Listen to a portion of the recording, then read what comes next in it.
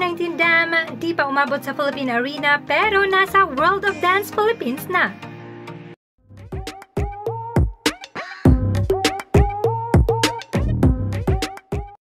It's been 1 week and 2 days since SB19 Dam has been released and yet andito na ito sa World of Dance Philippines.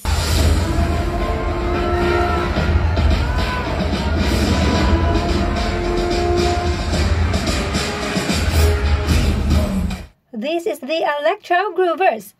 Nakakatuwa lang na nagawa nila agad ng choreo ang Dam.